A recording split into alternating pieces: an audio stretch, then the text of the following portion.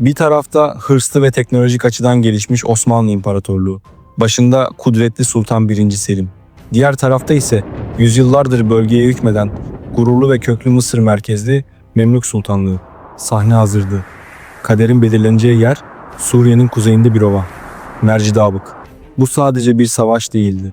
Eski dünya ile yeni dünyanın çarpışmasıydı. Bir büyük gücün sonunu, bir yenisinin doğuşunu ilan eden bir dönüm noktasıydı. Peki her şey nasıl başladı? Hadi derinlere inelim. Mercidabık Savaşı'nı anlamak için 16. yüzyılın siyasi atmosferine bakmak gerekiyor. Osmanlı İmparatorluğu, Yavuz lakaplı Sultan Selim yönetiminde yükselen bir güçtü. İstanbul'un fethinden onlarca yıl sonra gözlerini doğuya çevirmişlerdi. Memlük Sultanlığı ise Kahire merkezliydi ve Mısır, Suriye ile Mekke, Medine gibi kutsal şehirleri kontrol ediyordu. Ticaret yollarına hükmeden, askeri aristokrasi üzerine inşa edilmiş zengin bir imparatorluktu. Uzun süre Osmanlılarla Memlukların ilişkisi hem rekabet hem dostluk barındırdı. Ancak gerginlik giderek artıyordu. Çünkü sahneye yeni bir güç çıkmıştı: Safeviler. Şah İsmail önderliğindeki bu devlet, Şiiliği yayma politikasındaydı ve hem Osmanlılarla hem Memluklarla ideolojik bir karşıtlık içindeydi. Selim, Safevileri doğu sınırı için büyük bir tehdit olarak görüyordu. 1514'te Çaldıran'da Şah İsmail'i ağır bir yenilgiye uğrattı. Bu zafer doğuyu güvene almıştı ama Selim'in şüphelerini de artırmıştı. Memlukların Safevilere gizliden destek verdiğine inanıyordu. Öte yandan Memluklar da Osmanlıların büyümesinden rahatsızdı. Anadolu ile İslam dünyasının geri kalanı arasındaki geçiş yollarını kontrol etmeleri artık stratejik bir gerilime dönüşmüştü. Bir diğer önemli etken ekonomik çöküştü. Coğrafi keşiflerle birlikte Portekizliler Afrika'nın etrafından dolaşarak baharat ticaretinin yönünü değiştirmişti. Bu durum zenginliğini büyük ölçüde ticaretten alan Memlük Sultanlığı'nı zayıflatırken Osmanlıları göreceli olarak güçlendirdi. Selim fırsatı görmüştü.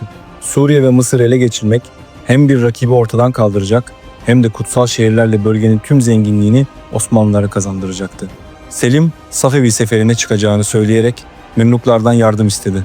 Ama bu sadece bir bahaneydi. Memlük Sultanı, yaşlı fakat tecrübeli Kansu Gavri oyunu anlamıştı. Gerçek hedefin İran değil, kendi imparatorluğu olduğunu biliyordu ve böylece savaş kaçınılmaz hale geldi. 1516 yazında iki ordu Mercidabık Ovası'nda karşılaştı. Memlük ordusu, ortaçağ şövalyelik anlayışının yaşayan bir simgesiydi. Yüzyıllardır savaş meydanlarının efendileri sayılan seçkin süvari birlikleriyle ünlüydüler. Ancak bir sorun vardı. Memluklar ateşli silahları küçümsüyor. Onları onura yakışmayan zayıf silahlar olarak görüyordu. Stratejileri hala büyük bir süvari hücumuna dayanıyordu. Kansu Gavri neredeyse 80 yaşındaydı ama ordusunun başındaydı. Daha önce defalarca işe yarayan taktiğin yine galip geleceğine inanıyordu. Osmanlı ordusu ise modern dünyanın habercisiydi. Selim, çağının en gelişmiş birleşik kuvvet ordularından birini kurmuştu. Merkezde Yeniçeriler vardı. Profesyonel, sürekli eğitimli, düzenli ateş gücüne sahip birlikler. Ama asıl farkı yaratan Osmanlı topçusuydu. Sahra topları Memlukların sahip olduklarının kat be katı üstün ve hareketliydi. Osmanlılar barut teknolojisini açık alan savaşında ustalıkla kullanıyordu. Güneş Mercidabık üzerinde yükselirken Memlük süvarileri geleneksel hücum düzenine geçti. Binlerce zırhlı atlı muhteşem bir akınla Osmanlı merkezine doğru ilerledi. Geçmişte bu hücum her şeyi süpürüp geçerdi. Ama karşılarında geleneksel bir ordu yoktu.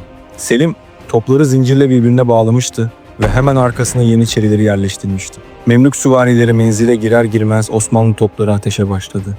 Ardından Yeniçeriler seri tüfek atışlarıyla ateşi sürdürdü. Memlük saflarında büyük delikler açıldı.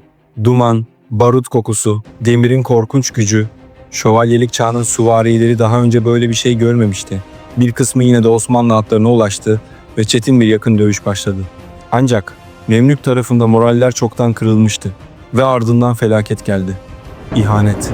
Memlük emirlerinden Hayır Bey gizliden Osmanlılarla anlaşmıştı. Savaşın ortasında birliklerine geri çekilme emri verdi. Bu ihanet zincirleme bir paniğe yol açtı. Sultanın öldüğü söylentisi yayılınca ordu tamamen çöktü. Böylece Memlük hücumu tarihinin en büyük hezimetine dönüştü. Bilek bileğe savaş çağı sona eriyordu.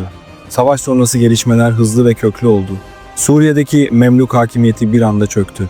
Halep, Şam, Kudüs gibi şehirler Selim'e savaşsız teslim oldu. Hayır Bey, ihanetinin ödülünü aldı ve Mısır'ın Osmanlı valisi yapıldı. Mısır'a kaçan Memluklar yeni bir sultan Toman Bey'i başa geçirdi. Cesur bir liderdi ancak geç kalmıştı. Top ve tüfekle yeni bir ordu kurmaya çalışsa da zaman tükenmişti. Selim ordusuyla Sina çölünü geçti ve 1517 başında Kahire yakınlarında Memlukları son kez yendi. Şehir düştü, Tomanbay idam edildi ve 267 yıllık Memlük Sultanlığı tarihe karıştı. Bu zaferin Osmanlılar için sonuçları devasa boyuttaydı. Osmanlı toprakları neredeyse 2 kat büyüdü.